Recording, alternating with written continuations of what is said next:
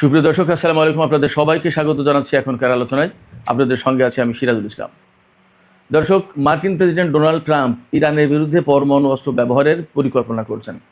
এই খবর দিয়েছেন আমেরিকার সাবেক একজন কংগ্রেস ওম্যান মার্জরি গ্রিন টেলর। তিনি জর্জিয়া থেকে নির্বাচিত ছিলেন। বর্তমানে তিনি হাউস অফ রিপ্রেজেন্টেটিভের মেম্বার নন। আমি আরও তথ্য দিই আপনাদেরকে। এই মার্জরি গ্রিন টেলর তিনি কিন্তু ডোনাল্ড ট্রাম্পের রিপাবলিকান দলেরই লোক, এবং ডোনাল্ড ট্রাম্প যে উগ্রবাদী নীতি অনুসরণ করে, যে মেক আমেরিকা গ্রেট এগেন, মাগা আন্দোলন, যেটা এই মাগা আন্দোলনের একজন সক্রিয় লোক ছিলেন এই মার্জরি গ্রিন টেলর। তিনি এক পোস্টে দাবি করেছেন এই কথা।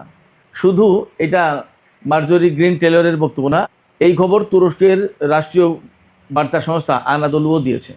আনাদোলু এ ব্যাপারে হোয়াইট হাউসের কর্মকর্তাদের বক্তব্য নিতে চেয়েছে, তারা কোনো বক্তব্য দেয়নি। যদি আমেরিকা ইরানের বিরুদ্ধে পরমাণু অস্ত্র ব্যবহার করে, তাহলে তার প্রতিক্রিয়া কী হতে পারে, আমেরিকার জন্য পরিণতি কী হতে পারে, ইরানের জন্য পরিণতি কী হতে পারে, ইসরায়েলের জন্য পরিণতি কী হতে পারে, এই সমস্ত নিয়ে এখনকার ভিডিওতে আমি বিস্তারিত আলোচনা করার চেষ্টা করব। আশা করি আপনারা শেষ পর্যন্ত সঙ্গে থাকবেন, আর ভিডিও ভালো লাগলে লাইক কমেন্ট শেয়ার করবেন এবং চ্যানেলটি সাবস্ক্রাইব করে সাথেই থাকবেন।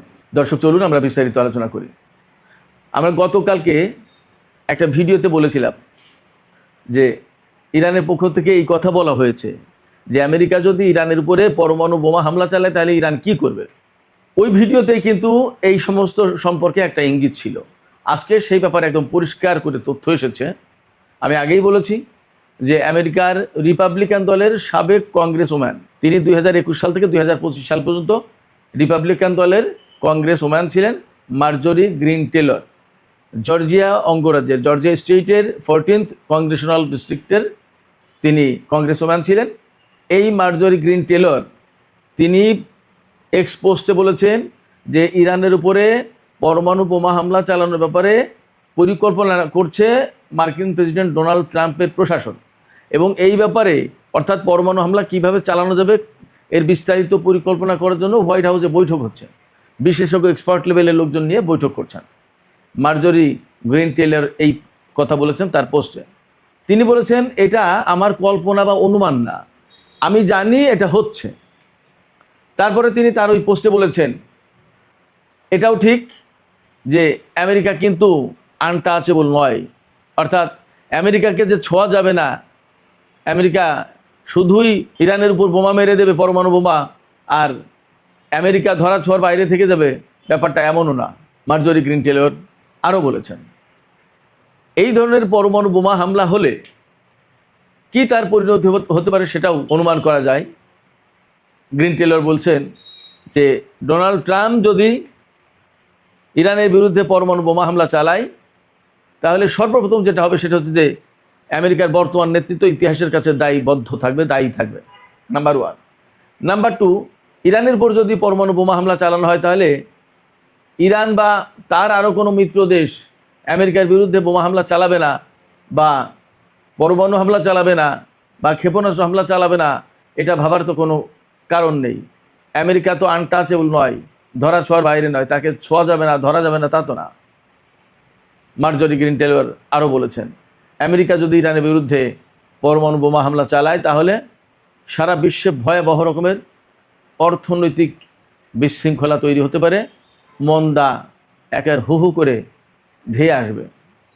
মার্জরি গ্রিন টেলর আরও বলেছেন, সারা বিশ্বে পরমাণু অস্থিতিশীলতা তৈরি হবে, সারা বিশ্বে পরমাণু অস্থিতিশীলতা তৈরি হবে, এবং অনেক দেশ পরমাণু বোমা বানানোর জন্য ছুটবে, কারণ প্রত্যেকেই নিরাপত্তাহীনতার মধ্যে পড়ে যাবে। এই গেল মার্জরি গ্রিন টেলরের বক্তব্য। এবার আনাদোলুর কথা বলি। তুরস্কের রাষ্ট্রীয় বার্তা সংস্থা আনাদোলু তারা এক রিপোর্টে বলেছে আজকেই যে এই গ্রিন টেলরের বক্তব্য সত্য, এবং মার্কিন প্রশাসন ইরানের উপর পরমাণু বোমা হামলা চালানোর চেষ্টা করছে, এই ঘটনা সত্য। তবে এই ব্যাপারে হোয়াইট হাউসের কর্মকর্তাদের মন্তব্য জানার জন্য আনাদোলুর রিপোর্টাররা চেষ্টা করেছে, তাদেরকে ফোন করেছে, যোগাযোগ করার চেষ্টা করেছে হোয়াইট হাউসের কর্মকর্তাদের সাথে, কিন্তু হোয়াইট হাউসের কর্মকর্তারা এ ব্যাপারে কোনো মন্তব্য করেননি। হয় ফোন ধরেননি, অথবা ফোন ধরেছেন কিন্তু এ ব্যাপারে কোনো কথা বলা যাবে না, বা বলবো না, বা এখনই কোনো মন্তব্য নেই, এরকম একটা কিছু বলেছেন। এটা গেল আনাদোলুর রিপোর্টের প্রসঙ্গ। এবার আমরা আসি, যদি আমেরিকা পরমাণু বোমা হামলা চালায় তাহলে তার পরিণতি কি হতে পারে। একেবারে সরাসরি যে বক্তব্য সেটি হচ্ছে, আমেরিকা যদি ইরানের উপরে বোমা হামলা চালায়, পরমাণু বোমা হামলা চালায়, তাহলে ইরানের প্রথম জবাব, ইসরায়েল পৃথিবীর মানচিত্রে থাকবে না। দ্বিতীয় আরেকটা বক্তব্য হচ্ছে, গতকালকেই বা আজকেই ইরানের একজন বিশ্লেষক বলেছেন, ইরানের হাতে যে ক্ষেপণাস্ত্র রয়েছে তা অস্ট্রেলিয়ায় অবস্থিত মার্কিন ঘাঁটিতে আঘাত আনতে পারে। তেহরান থেকে অস্ট্রেলিয়ার দূরত্ব হচ্ছে 11,000 কিলোমিটার, আর তেহরান থেকে ওয়াশিংটনের আমেরিকার দূরত্ব হচ্ছে 10,000 কিলোমিটার। ফলে আমেরিকা ইরানের ক্ষেপণাস্ত্রের আওতায় আছে, এটা পরিষ্কার।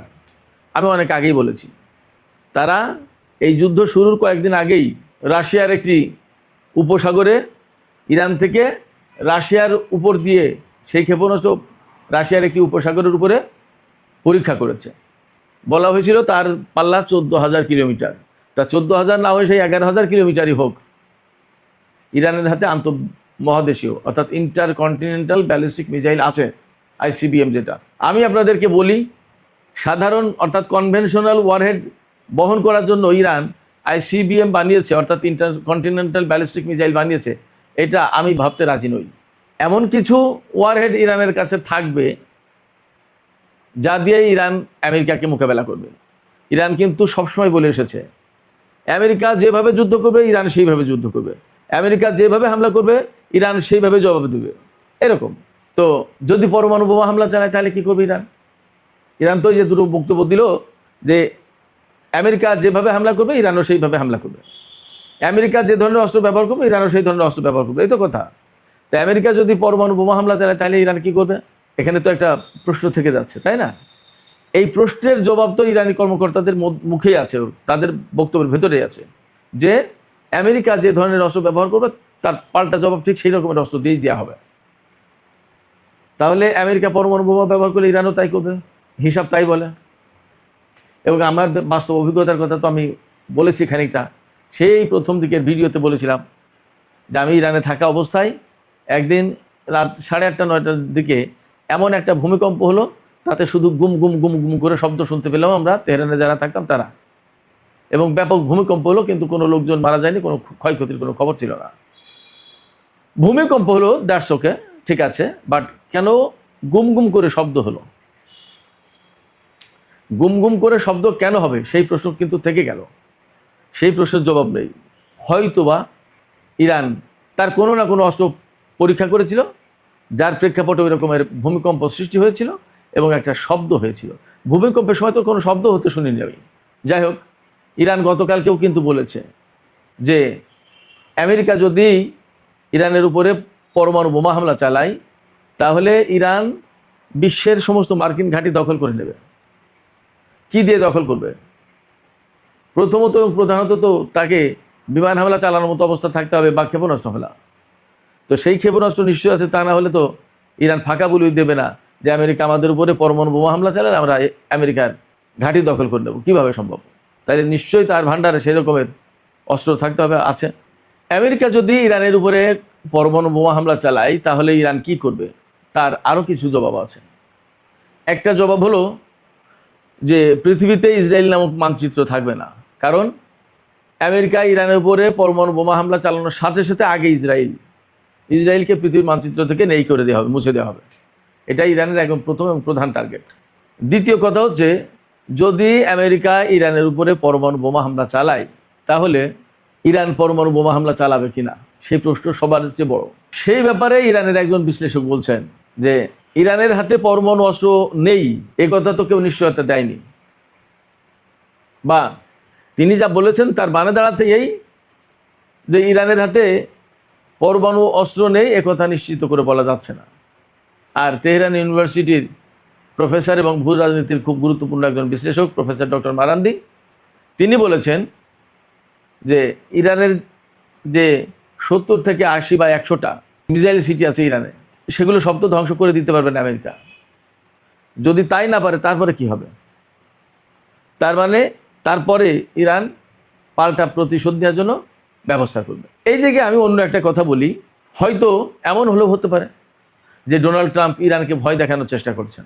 আগে তো তিনি কয়েকবার হামলা চালাতে চেয়েছিলেন, পৃথিবীর মানচিত্র থেকে ইরানকে মুছে দিতে চেয়েছিলেন, কিন্তু সেই হামলায় তিনি করেননি। মুছে দেওয়া তো পরে কথা।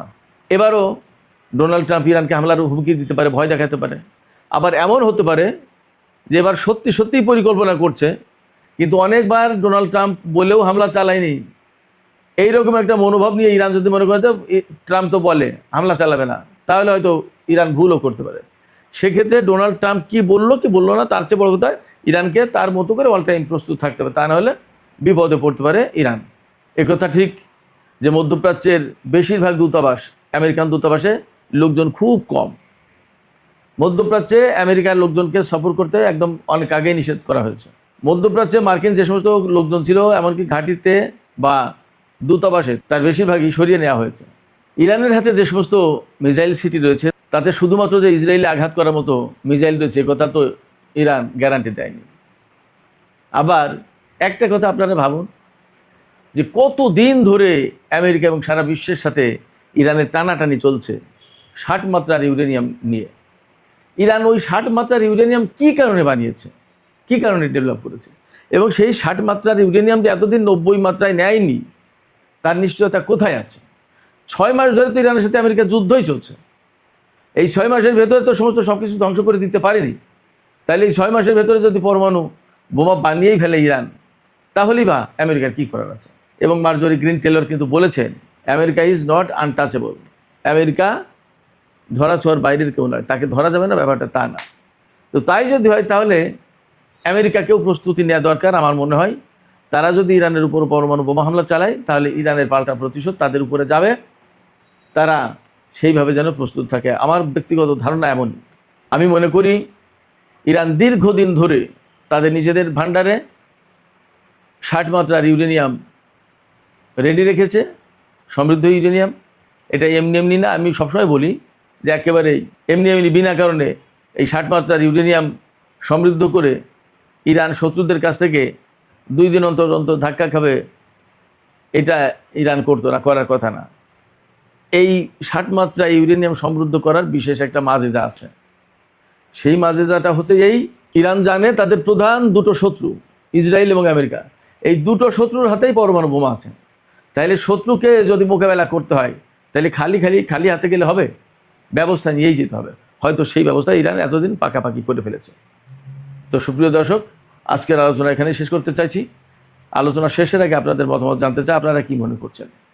আমেরিকা যদি পরমাণু বোমা হামলা চালায়, তাহলে পাল্টা জবাব ইরান দেবে কিনা, এবং সেটা পরমাণু বোমা দিয়েই দেবে কিনা? আপনাদের কি মনে হয়? আপনাদের ধারণা কি? আপনাদের মতামত কমেন্টে জানাতে পারেন। আর ভিডিও ভালো লাগলে লাইক কমেন্ট শেয়ার করবেন এবং চ্যানেলটি সাবস্ক্রাইব করে সাথেই থাকবেন। দর্শক, আজকের মতো আলোচনা এখানে শেষ করছি। আপনারা সবাই অনেক অনেক ভালো থাকুন। আল্লাহ হাফেজ।